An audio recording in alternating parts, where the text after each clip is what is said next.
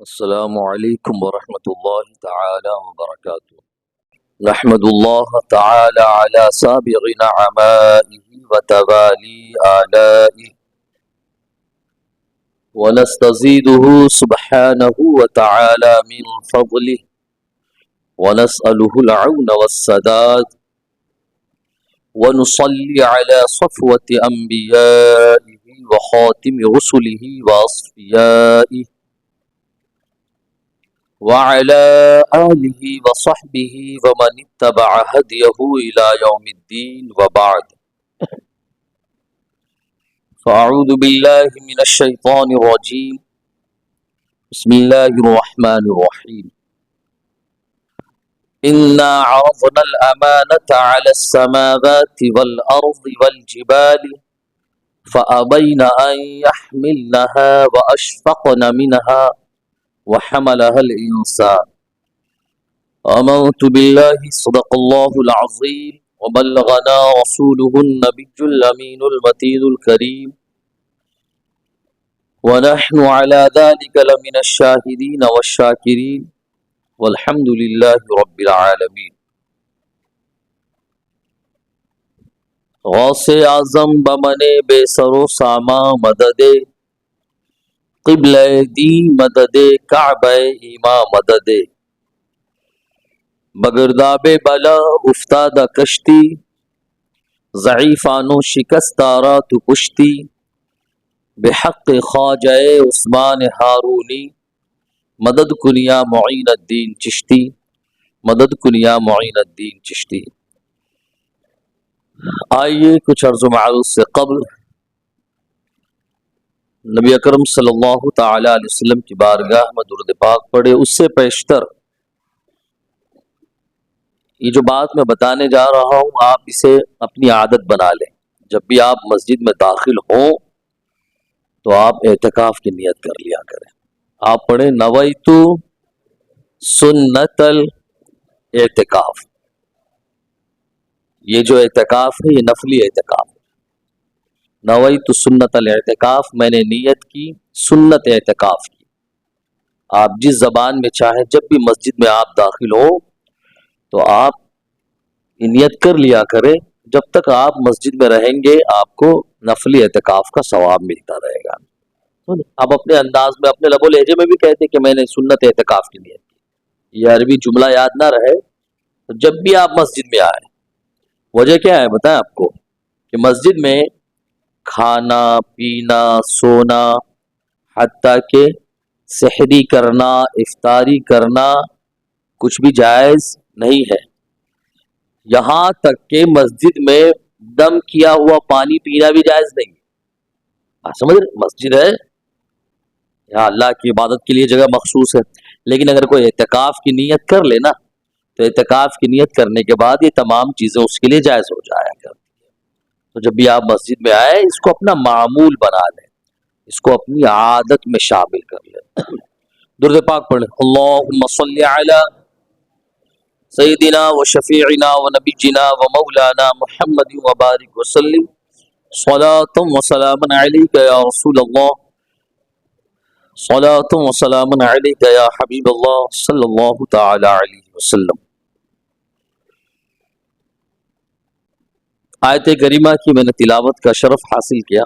اللہ رب العزت ارشاد فرماتا ہے اِنَّا عَرَضْنَا الْأَمَانَةَ عَلَى السَّمَاوَاتِ وَالْأَرْضِ وَالْجِبَالِ، بے شک ہم نے امانت کو پیش کیا آسمانوں زمین اور پہاڑوں پر۔ فَأَبَيْنَ أَن يَحْمِلْنَهَا وَأَشْفَقْنَ مِنْهَا، تو آسمانوں نے زمین نے پہاڑوں نے اس امانت کو اٹھانے سے انکار کر دیا۔ وَأَشْفَقْنَ مِنْهَا، اور ڈر گئے۔ وَحَمَلَهَا الْإِنسَانُ، لیکن انسان نے اس امانت کی اٹھانے کی ذمہ داری قبول کر لی۔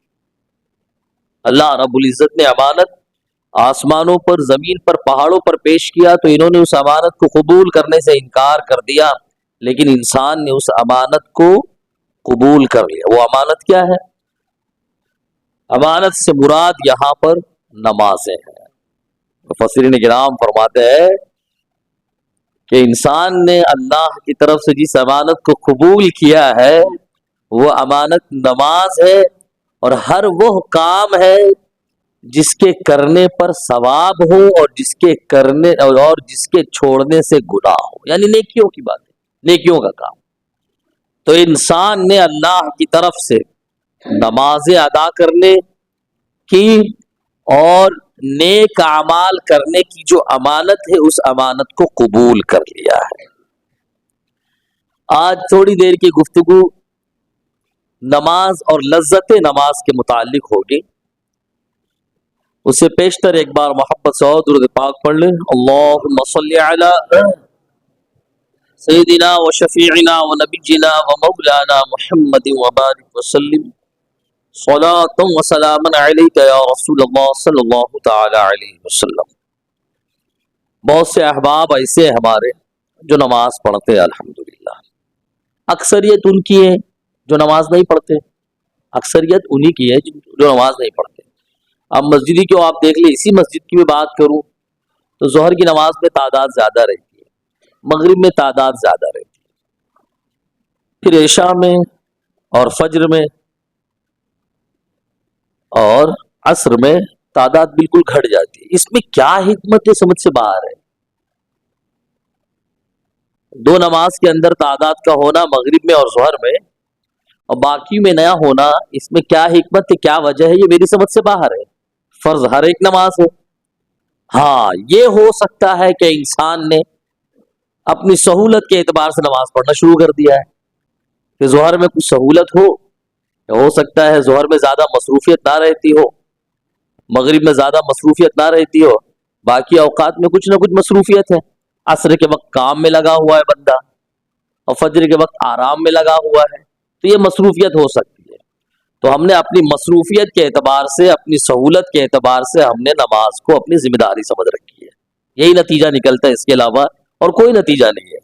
ورنہ جس طرح ہم پر ظہر فرض ہے، جس طرح ہم پر مغرب فرض ہے، بعین ہی اسی طرح دوسری 3 نمازیں بھی فرض ہیں، یعنی تمام نمازوں کی فرضیت یکساں ہے، کسی کی فرضیت زیادہ یا کسی کی فرضیت کم نہیں ہے۔ تو یہ ہمارے حالات، یہ ہمارے معمول ہے۔ نمازیں پڑھ رہے ہیں، تمام نمازوں میں بدستور حاضر ہو اور خشوع و خضوع کے ساتھ نماز پڑھے۔ نماز میں غیر حاضری کی ایک بہت بڑی وجہ نماز میں دل کا نہ لگنا بھی ہوتا ہے۔ بندہ آ رہا ہے، نماز پڑھ رہا ہے، رکوع کر رہا ہے، فرائض ادا کر رہا ہے، شرائط اس نے ادا کیا، تو اس کی جو فرضیت ہے وہ فرضیت ساقط ہو گئی، یعنی بندہ نے فرض ادا کر لیا۔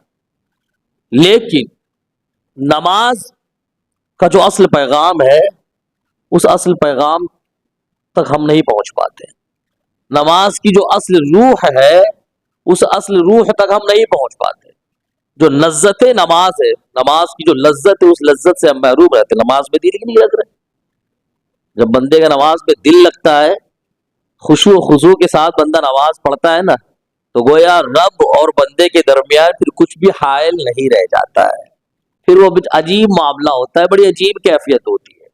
پھر بندہ گویا اپنے رب سے ہم کلام ہوتا ہے، اپنے رب کی بارگاہ میں اپنے تمام حالات کو پیش کر دیتا ہے، اور جب نماز کے اندر خشوع و خضوع ہو، لذت نماز محسوس ہو، تو ایسی صورت میں بندہ اس حالت میں سب سے زیادہ اپنے رب سے قریب ہوا کرتا ہے۔ تو لہذا نماز پڑھیں تو کوشش یہ کریں کہ نماز کی لذتیں بھی حاصل ہو، اور یہ حقیقی بات ہے کہ جب نماز کی لذت انسان کو حاصل ہو جائے نا، تو کوئی تلوار لے کے بھی مسجد کے دروازے پر کھڑے ہو کہ تمہیں نماز نہیں پڑھنے دوں گا، تو اسے تلوار کا بھی خوف نہیں رہ جائے گا، جب اسے نماز کی لذت محسوس ہو جائے گی۔ لذت محسوس کیسے ہوگی؟ جب ہم دیکھیں اللہ کے نبی صلی اللہ تعالی وسلم کس طرح نماز پڑھا کرتے تھے۔ ہمارے نبی صلی اللہ تعالی علیہ وسلم قیام اللیل فرماتے نا، رات کو جو نماز پڑھتے تھے تو اللہ کے نبی صلی اللہ علیہ وسلم کی عادت شریفہ تھی، اللہ کے نبی صلی اللہ تعالی علیہ وسلم آرام فرماتے ہیں، تو جتنی دیر آپ آرام فرماتے اٹھنے کے بعد اتنی دیر پھر آپ نماز پڑھتے تھے، پھر جتنی دیر آپ نماز پڑھ رہے اتنی دیر پھر آرام فرماتے تھے، پھر آپ جتنی دیر آرام فرما رہے ہیں اٹھتے، وضو کرتے، تازہ وضو کرتے، مسواک کرتے، اس کے بعد پھر اللہ کے نبی صلی اللہ علیہ وسلم آرام کی مقدار میں پھر نماز میں مصروف ہو جاتے۔ آپ کا یہی عمل رہتا رات بھر حتیٰ کہ صبح ہو جاتی. تو یہ ہمارے نبی صلی اللہ تعالی علیہ وسلم کی نماز سے محبت، اللہ کے نبی صلی اللہ تعالی علیہ وسلم نماز کا کس قدر اہتمام فرماتا. اور یہ وہ نماز جو رات کی نماز ہے، ہم پر وہ نماز فرض نہیں ہے، ہم پر وہ نمازیں فرض نہیں ہے جو رات کی جو قیام اللیل جو نوافل وغیرہ ہے. تو لہذا اللہ کے نبی صلی اللہ تعالی علیہ وسلم نے رات کی نماز میں نوافل میں اس قدر اہتمام فرمایا. تو ہمیں اور آپ کو چاہیے کہ ہم پر جو نماز فرض ہے اس کا بھی ضرور اہتمام کریں، اس سے بڑھ کر اہتمام کریں. یہ اللہ کے نبی صلی اللہ تعالی علیہ وسلم. تھوڑی دیر نماز میں ہمارے حالات ایسے ہیں کہ اگر ہمارے امام صاحب قرات لمبی کر دیں نا تو ہمارے پاؤں سوجنے لگتے ہیں، پیر میں درد اٹھ کھڑے ہوتے ہیں، ہماری حالت خراب ہو جاتی ہے. رمضان کے مہینے میں تراویح میں اگر امام صاحب نے کچھ زیادہ پڑھ دیا تو پیچھے تو باپ رے شور شرابہ شروع ہو جاتا ہے، یہ کیا کر دیا، اتنا لمبا قیام. یہ ہمارے حالات ہیں. اللہ کے نبی صلی اللہ تعالی علیہ وسلم کی عادت شریفہ آپ دیکھیں. ایک صحابی رسول ہے حضرت حذیفہ رضی اللہ تعالیٰ فرماتے ہیں کہ میں نے دیکھا ایک رات اللہ کے نبی صلی اللہ تعالی علیہ وسلم قیام فرما رہے نماز میں.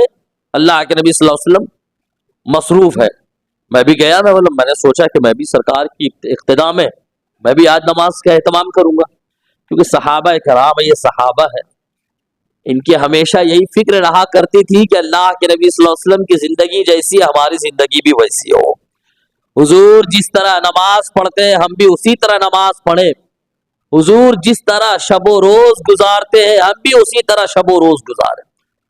اللہ کے نبی صلی اللہ تعالی علیہ وسلم کو ہمیشہ انہیں یہی فکر ہوتی تھی صحابہ کو کہ ہمیں سرکار کی ہر حال میں اتباع کرنا ہے. اللہ کے نبی صلی اللہ تعالی علیہ وسلم فرماتے صحابہ کا مقام بڑا اونچا ہے، بڑے درجے والے. آج ہم تک جو دین پہنچا ہے نا، ہم تک جو قرآن پہنچا ہے، ہم تک جو سرکار کے فرامین پہنچے ہیں، آج جو کچھ بھی ہم مسلمان نظر آ رہے ہیں اس میں صحابہ کا بہت بڑا رول ہے. صحابہ کرام رضوان اللہ تعالی علیہ مجمعین کی بہت بڑی قربانیاں ہیں.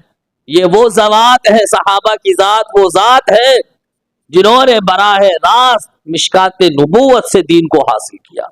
اللہ کے نبی صلی اللہ تعالی علیہ وسلم کے بارگاہ میں بیٹھ کر، آپ کی درسگاہ میں بیٹھ کر انہوں نے براہ راست اللہ کے وحی کو سنا، اللہ کے نبی صلی اللہ تعالی علیہ وسلم کے کلمات مبارکہ کو سنا.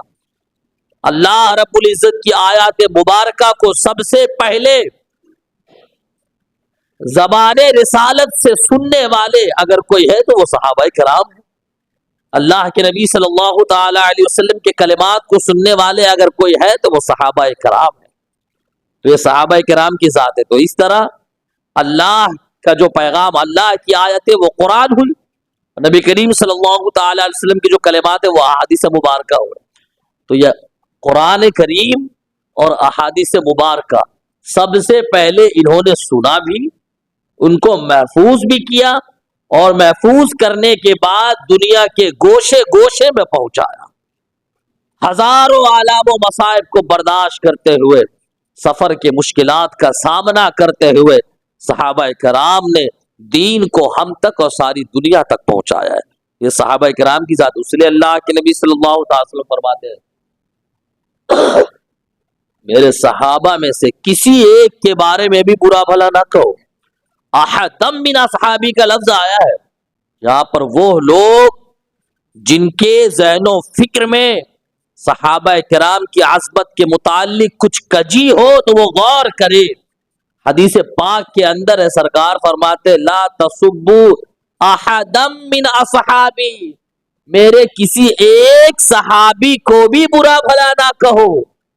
فرماتے ہیں آ کے اللہ کے نبی صلی اللہ تعالی علیہ وسلم تم میں سے کوئی احد پہاڑ کے مثل بھی، احد پہاڑ کے برابر بھی سونا خرچ کر دے، اس کے باوجود میرے کسی صحابی کے ایک مد یا آدھے مد جو صدقہ کیا ہے انہوں نے اس کے ثواب کے برابر نہیں پہنچ سکتے ہو. یہ صحابہ کرام رضوان اللہ تعالی علیہ مجمعین کی ذات ہے. لہذا اپنے دل میں صحابہ کی عظمت کو جگہ دے، صحابہ کی قدر و قیمت کر. یہ صحابہ کرام ہے اللہ نے ان کے بارے میں فرمایا وَكُلًّا وَعَدَ اللَّهُ الْحُسْنَى، اللہ نے ان کے ساتھ بھلائی کا ارادہ فرما لیا، ارادہ نہیں بلکہ وعدہ فرما لیا اللہ رب العزت نے۔ تو جس کے ساتھ اللہ بھلائی کا وعدہ کرے، اگر کوئی انسان ان کے بارے میں برا سوچے تو بتائے کیا وہ اللہ کے مقابل میں آ رہا ہے کہ نہیں؟ یہ صحابہ کرام کی ذات ہے۔ بہر کیف یہ صحابہ کرام ہے، ہمیشہ ان کا یہی نظریہ، یہی سوچ ہوتی تھی ان کی کہ سرکار کو ہم فالو کریں، ہم سرکار کی اتباع کریں۔ حضرت حذیفہ رضی اللہ تعالیٰ عنہ انہوں نے سوچا کہ آج رات میں بھی حضور کی اقتداء میں نماز پڑھوں گا۔ گئے حضور صلی اللہ تعالی وسلم کے پیچھے، انہوں نے نیت باندھی، دل میں سوچا کہ حضور تھوڑی دیر تلاوت فرمائیں گے، اس بعد رکوع فرمائیں گے۔ اللہ کے نبی صلی اللہ تعالی وسلم نماز دیکھے آپ، اللہ کے نبی صلی اللہ تعالی وسلم نے سورہ فاتحہ کے بعد سورہ بقرہ شروع کیا۔ حضرت حذیفہ فرماتے ہیں میں نے دل میں ارادہ کیا کہ حضور ہو سکتا ہے 100 آیتیں پڑھیں گے، اس کے بعد رکوع کر لیں گے۔ اللہ کے نبی صلی اللہ تعالی علیہ وسلم نے 100 آیتیں پڑھی، اس کے بعد اور آگے بھی پڑھتے چلے گئے۔ حضرت حذیفہ نے سوچا، فرماتے میں نے سوچا کہ اگلی 100 آیتوں کے بعد حضور رکوع فرما لیں گے۔ 100 آیتیں ہو گئی لیکن اللہ کے نبی صلی اللہ تعالی علیہ وسلم نے رکوع نہیں فرمایا۔ فرماتے ہیں میں نے سوچا لگتا ہے کہ پوری سورہ بقرہ پڑھیں گے، اس کے بعد حضور رکوع فرما لیں گے۔ یہ فرماتے ہیں اس بار بھی میرا خیال درست نہیں تھا، اللہ کے نبی صلی اللہ تعالی علیہ وسلم نے پوری سورہ بقرہ تلاوت فرما لی، اس کے بعد حضور نے سورہ آل عمران شروع فرما دیا۔ سورہ بقرہ کتنی بڑی سورہ معلوم ہے آپ کو؟ پہلے پارے میں شروع ہوئی، پورا پہلا پارہ مکمل، دوسرا پارہ مکمل، اور تیسرے پارے میں قریب آدھے پارے پہ جا کے سورہ بقرہ ختم ہے۔ اللہ کے نبی صلی اللہ تعالی علیہ وسلم نے پوری سورہ بقرہ تلاوت فرما دی، اس کے بعد حضور نے آل عمران شروع فرما دیا۔ حضرت حذیفہ فرماتے ہیں کہ میں نے سوچا لگتا ہے سورہ آل عمران مکمل فرما کر ہی حضور رکوع فرمائیں گے۔ حضور تلاوت فرما رہے ہیں، سورہ آل عمران بھی ختم ہو گئی، فرماتے میں نے سوچا اب رکوع فرمائیں گے، لیکن فرماتے اس بار بھی میرا خیال درست نہیں تھا، اللہ کے نبی صلی اللہ تعالی علیہ وسلم نے سورہ آل عمران کے بعد سورہ نساء کی تلاوت شروع فرما دی۔ آپ سورہ بقرہ اور سورہ آل عمران کو آپ ملا لیں، سورہ آل عمران یہ سورہ ختم ہوتی ہے چوتھے پارے کے پونے پارے میں جا کے۔ اس طریقے سے حضور صلی اللہ تعالی علیہ وسلم نے پورے پونے 4 پارے کی تلاوت فرمائی، اس کے بعد سورہ نساء کی بھی تلاوت شروع فرما دی، حتیٰ کہ آپ نے سورہ نساء بھی ختم کر دیا۔ سورہ نساء یہ سورہ ختم ہے کہاں؟ 6 سپارے میں جا کے پاؤ پارے میں۔ اس طریقے سے اللہ کے نبی صلی اللہ تعالی علیہ وسلم نے 5.25 پارے نماز میں تلاوت فرمائی۔ تو حذیفہ فرماتے میں نے سوچا کہ اب تو حضور رکوع فرمائیں گے، لیکن اب کی بار بھی حضور نے رکوع نہیں فرمایا۔ میرا ارادہ صحیح، میرا خیال درست نہیں نکلا۔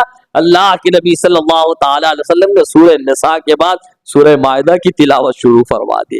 اس طریقے سے اللہ کے نبی صلی اللہ تعالی علیہ وسلم نے سورہ مائدہ کو مکمل فرمایا، اور سورہ مائدہ یہ ختم کہا 7ویں سپارے کے پاؤ پارے میں جا کے۔ اس طرح اللہ کے نبی صلی اللہ تعالی علیہ وسلم نے ایک رکعت میں 6.25 پارے کی تلاوت فرمائی، اس کے بعد جا کر آپ نے رکوع فرمایا۔ یہاں پر ہم غور کریں، اللہ کے نبی صلی اللہ تعالی وسلم وہ بخشائے ہیں نا، بلکہ وہی تو ہماری بخشش فرمانے والے ہیں، ان کے صدقے میں آپ کی امت کی بخشش ہونے والی ہے، اس کے باوجود آپ نماز کی اتنی کثرت فرماتے ہیں، اتنا اہتمام فرماتے ہیں کہ جب آپ قیام اللیل کے لیے کھڑے ہوتے ہیں تو آپ کی نماز ہے جو ختم ہونے کا نام نہیں لے رہی ہے۔ صحابہ فرماتے ہیں سرکار جب نماز میں کھڑے ہوتے تو آپ کے قدم مبارک میں سوجن آ جاتا تھا، آپ اتنی دیر تک نماز میں قیام فرماتے تھے۔ تو وہ اللہ کے نبی صلی اللہ تعالی علیہ وسلم جو بخشائے ہوئے ہیں، ان کے صدقے میں امت کی بخشش ہونے والی ہے۔ اور دوسری بات کہ اللہ کے نبی صلی اللہ تعالی علیہ وسلم کی بڑی ذمہ داریاں تھی، ہم پر کتنی بڑی ذمہ داری ہے؟ زیادہ سے زیادہ ایک پریوار کی ذمہ داری ہے نا، ایک پریوار کی ذمہ داری ہے، چند افراد کی ذمہ داری ہے، تو ہمیں وقت نہیں ملتا ہے نماز کے لیے، 5 وقتہ نماز کے لیے۔ اگر دیکھا جائے تو فرائض اور سنت اور نوافل سب ملا کر اگر دیکھا جائے تو آپ دن میں 1 گھنٹہ یا سوا گھنٹہ دے دے تو آپ کی ذمہ داری مکمل ہو جاتی ہے۔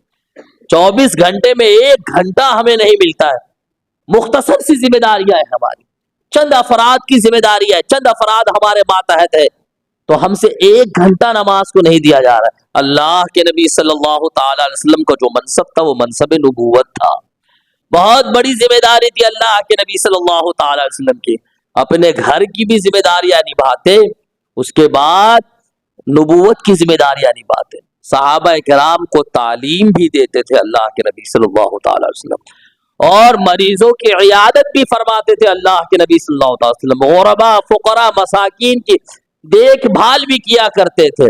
لوگ آپ کی بارگاہ میں، وہ لوگ جو ستائے ہوتے، جو مظلومین ہوتے، جن کو کفار و مشرکین ستاتے تھے، سب سرکار کی بارگاہ میں فریاد لے کر آتے تھے، اپنے معاملات لے کر آتے تھے، سرکار ان سب کو تسلی دیتے تھے۔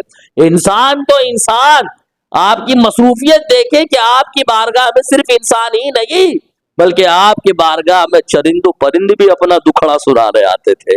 یہ اللہ کے نبی صلی اللہ تعالی علیہ وسلم کی بارگاہ ہے، یہ آپ کی مصروفیت ہے، اس کے باوجود آپ کی عبادت کی حالت آپ دیکھیں کہ اللہ کے نبی صلی اللہ تعالی علیہ وسلم جب عبادت فرماتے ہیں تو عبادت میں 1 2 3 نہیں بلکہ آپ صلی اللہ علیہ وسلم 1 رکعت میں 6 پارے سے زیادہ کی تلاوت فرماتے ہیں۔ دیکھیے ہم ان کے ماننے والے ہیں، جاننے والے، ان کی محبت کا دم بھرنے والے ہیں، ان کے صدقے میں کھانے پینے والے ہیں، ہاں ان کی عطا سے ضروریات زندگی کو برتنے والے ہیں، ان کی عطا سے نعمتوں پہ پلنے والے ہیں، لیکن ہمارا یہ حال ہے کہ ہم سے نماز میں ہمیں اتنا بھی وقت نہیں ملتا ہے کہ ہم آ کے نماز میں سورہ کوثر کی تلاوت کر لیں، اتنا بھی وقت نہیں ملتا ہے، کم سے کم چھوٹی چھوٹی 3 آیتوں کی تلاوت کر لے، ہمیں اتنا بھی وقت میسر نہیں ہے۔ اللہ رب العزت ہم سبوں کو اپنی عبادت کی توفیق مرحمت فرمائے، آمین۔ آج ہمارے پاس ہر چیز کے لیے وقت ہے، ہر چیز کے لیے ہمارے پاس وقت ہے، دوستوں کی محفل سجانا ہو ہمارے پاس وقت ہے، کمانا ہو ہمارے پاس وقت ہے، سیر و تفریح کے لیے جانا ہو ہمارے پاس وقت ہے، رات میں دیر تک جاگتے ہوئے گپ شپ کرنا ہو، 2 بجے رات تک، 1 بجے رات تک موبائل میں بیزی رہنا ہو، ہمارے لیے وقت ہے، ہر چیز کے لیے ہمارے پاس وقت ہے۔ اگر ہمارے پاس وقت نہیں ہے تو نماز کے لیے وقت نہیں، یہی حقیقت ہے نا، اس کے علاوہ اور کوئی حقیقت نہیں۔ ہم بہانے کرتے کہ ہمیں وقت نہیں ملتا، ہم بہت مصروف ہیں، ہم بہت مصروف ہیں، ہمیں وقت نہیں ملتا، ہمارے پاس ہر چیز کے لیے وقت ہے، پورا نظام سب منظم طریقے سے ہمارا ہے کہ ہمیں کب کیا کرنا ہے، کب کیا کرنا ہے، سب وقت ہمارے پاس ہے۔ اگر وقت نہیں ہے ہمارے پاس تو صرف اور صرف اللہ کی عبادت کے لیے وقت نہیں ہے۔ ایک بڑے مشہور اور صوفی بزرگ ہے حضرت مولانا جلال الدین رومی رحمت اللہ تعالی علیہ، فرماتے ہیں کہ اگر بادشاہ تمہیں کسی خاص کام کے لیے بھیجے اور تم راستے میں اس خاص کام کو چھوڑ کر دوسرے کام میں مصروف ہو جاؤ اور اس خاص کام کو بھول جاؤ تو کیا بادشاہ تم سے خوش ہوگا؟ بالکل بادشاہ تم سے خوش نہیں ہوگا، کہ بادشاہ نے جس خاص مقصد کے تحت تمہیں بھیجا تھا تم نے وہ کام کیا ہی نہیں، تو یقیناً بادشاہ تم سے خوش ہوگا ہی نہیں۔ تو اسی لیے اللہ رب العزت نے ہمیں ایک خاص کام کے لیے بھیجا ہے، اللہ رب العزت نے ہمیں ایک خاص کام کے لیے بھیجا ہے، وَمَا خَلَقْتُ الْجِنَّ وَالْإِنسَ إِلَّا لِيَعْبُدُونِ، اللہ کا فرمان ہے، ہماری تخلیق کا جو مقصد خاص ہے، اللہ نے فرمایا ہم نے انسان اور جنات کو صرف اپنی عبادت کے لیے پیدا کیا، اور وہ پہلی آیت مبارکہ میں نے پڑھی، اللہ نے عبادت کو امانت کے طور پر ہمیں عطا فرمایا ہے۔ تو اللہ رب العزت نے جو خاص کام ہمارے ذمے مقرر فرمایا ہے، اگر وہ خاص کام اگر ہم نہیں کریں گے تو کیا اللہ ہم سے راضی ہوگا؟ نہیں راضی ہوگا، اور جب اللہ راضی نہیں ہوگا تو زندگی میں شکوہ و شکایات کی لڑی لگ جائے گی، زندگی میں آلام و مصائب وجہ اللہ ہم سے راضی نہیں، ہمیشہ ہماری زندگی پریشانیوں سے دوچار ہے، وجہ اللہ ہم سے راضی نہیں ہے۔ جو مقصد خاص ہے اس مقصد خاص کو ہم نے چھوڑ دیا ہے، لہذا اور کام چھوٹتا ہے تو چھوٹ جائے، اور کام اگر چھوٹتا ہے تو چھوٹ جائے، لیکن جس خاص کام کے لیے دنیا میں آئے ہیں اللہ کی عبادت، وہ خاص کام نہ چھوٹے. لیکن ہمارا مزاج بالکل الٹا ہے. یہ خاص کام چھوٹتا ہے تو چھوٹ جائے، نماز چھوٹتی ہے تو چھوٹ جائے، لیکن سیر و تفریح نہ چھوٹے. عشاء کی نماز چھوٹتی ہے تو چھوٹ جائے، لیکن عشاء کے بعد کا گپ شپ نہ چھوٹے. فجر کے وقت فجر کی نماز چھوٹتی ہے تو چھوٹ جائے، لیکن فجر کے وقت سونا ہم سے نہ چھوٹے. یہ ہمارے حالات ہیں، یہی ہمارا ماحول ہے آج کل کا. اللہ رب العزت ہمارے حالات اور ہمارے ماحول پر رحم فرمائے. درود پاک پڑھے. اللہم صلی علی اللهم صل على سيدنا وشفينا وحبيبنا نبينا مولانا محمد وبارک وسلم. صلاة وسلام علیک یا رسول اللہ، صلاة وسلام علیک یا حبیب اللہ صلی اللہ تعالی علیہ وسلم. آپ میں سے ہر کوئی دانا بینا ہے، سمجھدار ہے، عقل مند ہے. ہم لوگ کا کام کیا رہتا ہے؟ یہاں پہ کھڑوں کی صرف آئینہ دکھانا رہتا ہے.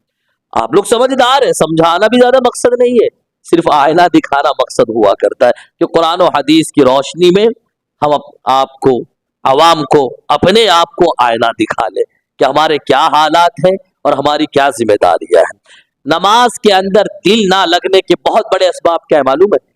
کہ ہم نماز کی لذت سے محروم ہو کر تمام نماز کے علاوہ دیگر تمام چیزوں کی لذتوں کو ہم نے حاصل کر لیا. ہمیں ہر چیز کی لذتیں میسر ہوتی ہے. بہترین بریانی کی لذت میسر ہوتی ہے کہ اگر راستے سے گزر رہے ہو اور کسی بہترین بھٹیارے نے اچھے لذیذ بریانی بنایا تو جب تک دبائیں گے نہیں 2-4 پلیٹ آگے گزرنے کا من نہیں کرتا ہے. وجہ کیا ہے؟ کہ ہم اس کی لذت کو حاصل کرنے کے ہم عادی ہو چکے ہیں. اس طرح اور بہت ساری چیزیں ہیں، دوسری چیزوں کی لذتوں کو حاصل کرنے کے ہم عادی ہو چکے ہیں، اپنے آپ کو عادی بنا لیے، تو ان کی لذتیں ہمیں اچھی لگتی ہے، ان کی لذتیں ہمیں اچھی لگتی ہے. ہم نے نماز کی لذت کو حاصل کرنے کی کوشش ہی نہیں کی ہے. اگر ہم نماز کی لذت کو حاصل کرنے کی کوشش کر لیتے ہیں نا، تو ایک شخص کے بارے میں ہے کہ بڑا عابد و زاہد تھا، عبادت کی بڑی کثرت کیا کرتا تھا. اس شخص نے کہا کہ جو لذت ہمیں عبادت و ریاضت میں ملتی ہے، اگر بادشاہ وقت کو اس لذت کا پتہ چل جائے نا کہ اس کی کیا لذت ہے، تو بادشاہ وقت تلوار لے کر ہم سے جنگ کرے اس لذت کو حاصل کرنے کے لیے. اللہ یعنی تخت و تاج کی لذت کو وہ بھول جائے، حکمرانی اور سرداری کی لذت کو وہ بھول جائے، اگر اسے نماز کی لذت کا پتہ چل جائے. تو ہم نے نماز کی لذت کو جاننے کی کوشش ہی نہیں کی. خشوع و خضوع کے ساتھ اچھی طرح وضو کر کے حضور یہ قلب کے ساتھ رب کی بارگاہ میں چند روز سجدہ کر کے آپ دیکھیں، اس میں جو لذت محسوس ہو جائے گی نا، اس کے بعد آپ اس لذت پر دنیا کے تمام لذتوں کو قربان کرنے کے لیے تیار ہو جائیں گے. اس سے بڑھ کر پھر کوئی پسندیدہ چیز آپ کو نہیں نظر آئے گی. نماز میں جو لذتیں ملتی ہیں. حضرت معاذ بن جبل رضی اللہ تعالی صحابی رسول ہے، ان کی موت کا وقت جب قریب آیا آپ رونے لگے، آنکھوں سے زار و قطار آنسو گر رہے ہیں، آنسوؤں کی لڑیاں لگی ہوئی ہے. پوچھنے والے نے پوچھا آپ کیوں روتے ہیں؟ آپ صحابی رسول ہیں، آپ صحابی رسول ہیں، آپ کیوں روتے ہیں؟ حضرت معاذ بن جبل رضی اللہ تعالیٰ صحابی رسول فرماتے میں اس لیے رو رہا ہوں کہ موت کے بعد گرمی کے دنوں کے روزے اور سردی کی راتوں کے قیام اور علماء کے محفل ذکر و واعظ سے میں محروم ہو جاؤں گا. یہ صحابہ کہ انہیں وہ لذت حاصل تھی، گرمی کے دنوں میں روزے جو تھے اس کی لذتیں انہیں حاصل تھی، ٹھنڈی کے راتوں کے قیام کی لذتیں انہیں حاصل تھی، محفل علماء میں واعظ و نصیحت کی لذتیں انہیں حاصل تھی. اس لیے وہ روتے، اسی لیے وہ نزا کے وقت، موت کے وقت رو رہے ہیں. ہمارا کیا معاملہ ہے؟ ہمیں دنیا چھوڑنے سے ڈر لگتا ہے، دنیا چھوڑنے سے ڈر لگتا ہے، موت سے ڈر محسوس ہوتی. وجہ کیا ہے؟ کہ دنیا کی لذتیں ہمارے اندر گھر کر گئی ہے. ہمیں خوف ہوتا ہے مال چھوٹ جائے گا، ہمارے بچے چھوٹ جائیں گے، سیر و تفریح چھوٹ جائیں گے، بمبئی کے اندر جو مقامات سیر و تفریح ہے وہ نہیں دیکھ پائیں گے. ہم یہ لمبی لمبی اونچی اونچی عمارتوں کا نظارہ ہم سے چھوٹ جائے گا. تو اصل مسئلہ کیا ہے؟ ہم نے جن چیزوں کی لذت کا اپنے آپ کو عادی بنایا، ان کی لذتیں ہمیں محسوس ہوتی ہے. جن کی لذتوں کا خود کو عادی نہیں بنایا، ان کی لذتیں ہمیں محسوس نہیں ہوتی. اللہ کے نبی صلی اللہ تعالی علیہ وسلم ایک جنگ سے واپس آ رہے ہیں، جابر رضی اللہ تعالی عنہ کی حدیث ہے، فرماتے واپسی میں ایک پہاڑی کے علاقے میں سرکار نے قیام فرمایا۔ جب آپ نے قیام فرمایا تو دشمنوں سے حفاظت کے لیے آپ نے ایک مہاجر اور ایک انصاری صحابی کو آپ نے حفاظت پر مامور فرما دیا کہ ہم آرام کرتے ہیں، تم دونوں کی ذمہ داری ہے کہ تم پورے قوم کی، تم پورے فوج کی نگرانی کرو گے۔ وہ دونوں کے دونوں نے اس ذمہ داری کو خوشی سے قبول کیا۔ اس کے بعد وہ دونوں کے دونوں حفاظت کے لیے مامور ہو گئے۔ رات کا وقت قریب آیا، اس میں سے ایک انصاری صحابی نے کہا کہ رات کے آدھے حصے میں پہرے داری کرتا ہوں اور اس کے بعد آدھے حصے میں تم پہرے داری کرنا، تم آرام کر لو، جب تم جاگ جاؤ گے اس کے بعد میں آرام کروں گا۔ یہ انصاری صحابی حفاظت پر مامور ہو چکے ہیں، انہوں نے کیا دیکھا کہ کوئی کام ہے نہیں تو نماز میں مصروف ہو گئے، نماز میں مصروف ہو گئے اور سورہ کون سی پڑھنے لگے؟ سورہ کہف کی تلاوت کرنا شروع کر دی۔ سورہ کہف جو تقریباً کم و بیش پونا پارے کے قریب ہے، آدھے پارے سے زائد ہے، اتنی بڑی سورت ہے۔ سورہ کہف کی تلاوت شروع کر دی۔ سورہ کہف کی تلاوت فرما رہے ہیں کہ دشمن کی جانب سے ایک تیر آیا، اس کے جسم میں پیوست ہو گیا، تیر آ کر اس کے جسم میں پیوست ہو گیا، لیکن وہ بدستور نماز میں مصروف ہے۔ تھوڑی دیر کے بعد دوسرا تیر آ کر اس کے جسم میں پیوست ہو گیا، لیکن وہ بدستور نماز میں مصروف ہے۔ ان کے ساتھی کی آنکھ کھل جاتی ہے، جب سامنے والا دیکھتا ہے ان کے ساتھ کوئی اور بھی ہو تو وہ بھاگ کھڑا ہوتا ہے۔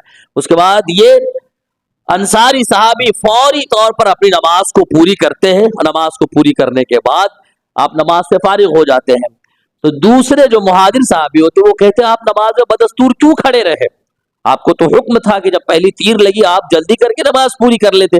وہ کہتے ہیں نبی کریم صلی اللہ تعالی علیہ وسلم کا حکم ہے، ہمیں حفاظت پر مامور فرمایا ہے، ورنہ اللہ کے نبی صلی اللہ تعالی علیہ وسلم نے مجھے حفاظت پر مامور نہ فرماتا تو میں اب بھی پورے سورہ کہف کی تلاوت ختم کر کے میں نماز سے فارغ ہوتا، لیکن دوسری تیر لگنے کے بعد بھی میں نے جو سورہ تلاوت کی، جو سورہ کہف کی جو تلاوت چھوڑ دی ہے، اگر سرکار نے مجھے مامور نہ کیا ہوتا تو میں پوری سورت ختم کرنے کے بعد نماز سے فارغ ہوتا۔ تو یہ وہ لوگ تھے، یہ وہ مقدس ہستیاں ہیں جنہیں نماز کی لذت محسوس ہوتی تھی، جنہیں نماز کی لذت کا پتہ تھا۔ لہذا ہمیں چاہیے کہ ہم اپنے آپ کو نماز کا عادی بنائیں۔ ہمارا نفس پر ہمارا کنٹرول ہے، ہمارے اپنے پسند پر ہمارا کنٹرول ہے، اپنی ترجیحات پر ہمارا کنٹرول ہے۔ ہم جس چیز کو چاہے ترجیح دیں، جس چیز کو چاہے چھوڑ دیں، یہ ہمارے اوپر ہے۔ ہمیں اور آپ کو چاہیے کہ ہم اپنے آپ کو نماز کا عادی بنائیں۔ اللہ رب العزت کی بارگاہ میں دعا ہے مولا عز و جل ہم سبوں کو خشوع و خضوع کے ساتھ، حضوری قلب کے ساتھ، نماز کی لذتوں کے احساس کے ساتھ نماز پڑھنے کی توفیق مرحمت فرمائے۔ وما علینا الا البلاغ۔ السلام علیکم ورحمۃ اللہ تعالی وبرکاتہ۔